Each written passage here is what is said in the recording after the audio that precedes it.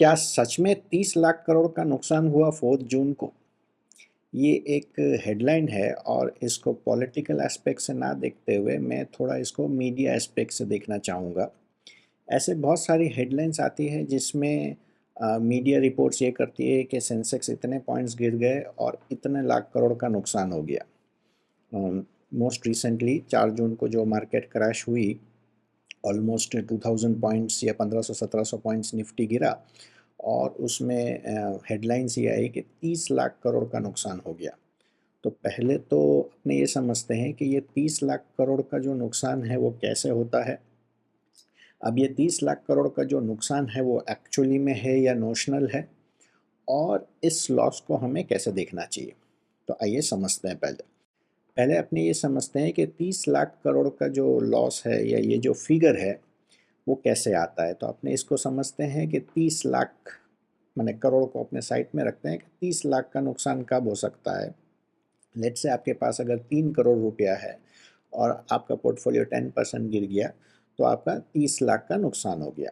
तो अब Indian market में, इक्विटी मार्केट में जो टोटल मार्केट कैप है उसमें से 30 लाख करोड़ का नुकसान हो गया। That's very true. बट लेकिन ये जो नुकसान है वो नोशनल लॉस है। कैसे? लेट्स से मैक्सिमम कंपनीज की 50 to 75% जो होल्डिंग्स है वो तो प्रोमोटर के पास ही है, 20-25%, या आप ये समझ सकते हैं कि फ्री फ्लोट अगर 30% के आसपास भी हो या 35% के आसपास भी हो, तो आप जब ये 30 लाख करोड़ का नुकसान गिनते हैं तो उसमें प्रोमोटर होल्डिंग को भी साथ में गिन लेते हैं। क्योंकि 5,000 या 6,000 जो भी कंपनी है, 5,800 कंपनी जो लिस्टेड है BSE में, उन सब का टोटल मार्केट कैप का में से 30 लाख करोड़ का नुकसान हुआ है। तो इसका मतलब ये है कि प्रोमोटर्स का भी हुआ है, FIIs का भी हुआ है, DIIs का भी हुआ है और रिटेल इन्वेस्टर्स का भी हुआ है। इतना प्रॉफिट या लॉस बुक नहीं किया गया है, इतना टोटल मार्केट कैप में से इवापोरेट हो गया है। दोनों में फ़र्क है, लेकिन जब लॉस आप बोलते हैं तो उसका मतलब ये है कि बुक किया गया है। जैसे सपोज़ करो मेरा पोर्टफोलियो है, उस पोर्टफोलियो में से 10% गया और 1 या 2 दिन के बाद अगर रिकवर हो गया तो वो वापस भी आ जाएगा। सिमिलरली जिस प्रोमोटर का या जिस FII होल्डिंग का या जिस म्यूचुअल फंड्स का वो फंड की नेट वैल्यू कम हुई, वो अगर वापस बढ़ जाएगी तो वो वापस आ जाएगा। लेकिन ये एक्चुअल में लॉस नहीं है, ये नोशनल लॉस है। हाँ, लॉस है, लेकिन ये लॉस प्रोमोटर्स का, इन्वेस्टर्स का, HNIs का, FIIs का, DIIs का, रिटेल इन्वेस्टर्स का, सबका मिला के टोटल लॉस है। और ये लॉस बुक्ड नहीं है, ये लॉस सिर्फ नोशनल लॉस है, यानी कि ऑन पेपर है। As an example, Reliance Industries के मुकेश अंबानी जी का भी इसमें लॉस है और उनके शेयर होल्डर्स का, FII DIS का भी लॉस है और रिटेल इन्वेस्टर्स का भी उसमें लॉस है। तो ये कोई मैंने सिर्फ ट्रेडर्स या इन्वेस्टर्स का लॉस नहीं है। क्योंकि ये फिगर बहुत बड़ा लगता है इसलिए ये एक्साजरेटेड हो जाता है और इसीलिए ये हेडलाइंस कैच करता है या हेडलाइंस में आता है। दूसरा सबसे इम्पॉर्टेंट थिंग कि ये जो लॉस हुआ उसको जब मीडिया इतना बढ़ा चढ़ा के बोलता है तो that it creates a fear of share market. क्योंकि अगर आप ये देखते हैं कि सेंसेक्स या निफ्टी या कुछ भी अगर 1500 पॉइंट या 1800 पॉइंट गिरता है और उसमें इतना बड़ा लॉस का फिगर दिखता है आपको, तो उससे होता क्या है कि जो इन्वेस्टर्स बाहर हैं वो डर जाते हैं कि भाई अगर इतना पैसा उड़ जाता है तो मैं तो उड़ जाऊंगा पूरा।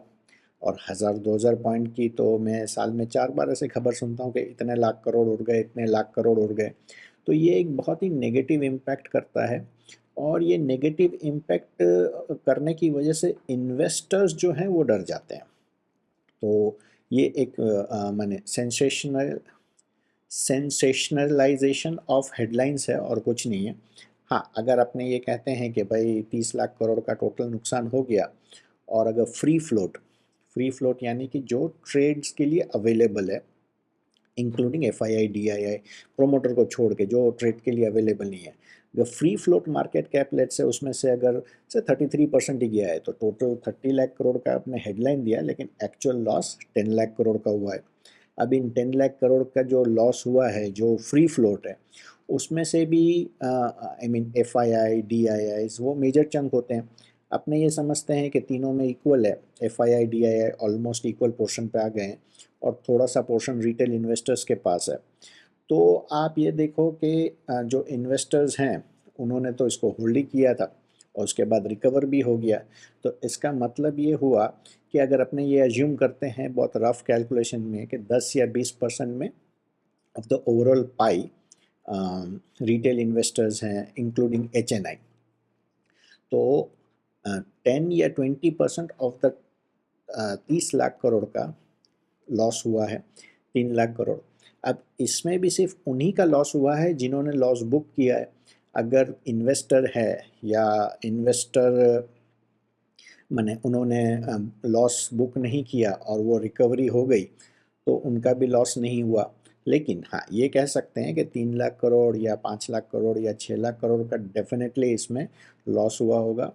और सबसे बड़ा जो लॉस हुआ है वो एफएनओ या मार्जिन ट्रेड या फ्यूचर्स में खेलने वाले, ऑप्शंस में खेलने वाले या मार्जिन पे कोई भी स्टॉक लेके रखने वाले, उन लोगों का लॉस एग्जीक्यूट हो गया होगा, तो उन लोगों का लॉस है। लेकिन फिर भी ये फिगर 30 लाख करोड़ से काफ़ी नीचे है, 10-15% के आसपास में होना चाहिए। मैं ये नहीं कहता हूँ कि वो बहुत छोटा फिगर है, वो बहुत बड़ा फिगर है और इसके ऊपर डेफिनेटली लोगों को केयरफुल होना चाहिए, इसके लिए प्रिपेयर्ड रहना चाहिए और बड़े इवेंट के पहले पोजीशंस आपकी ट्रेडिंग की अगर है तो नहीं लेनी चाहिए।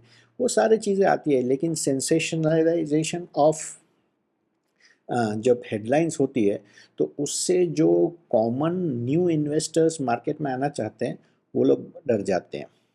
मेरे साथ भी यही हुआ, मेरे फ्रेंड्स लोग भी बोल रहे हैं कि इतना पैसा अगर उड़ जाता है शेयर मार्केट में से तो आपको बहुत केयरफुल रहना चाहिए, एंड दैट्स ट्रू। बट वो जो फिगर है वो इतना एक्साजरेटेड होता है कि उनको और भी ज़्यादा डर लगता है।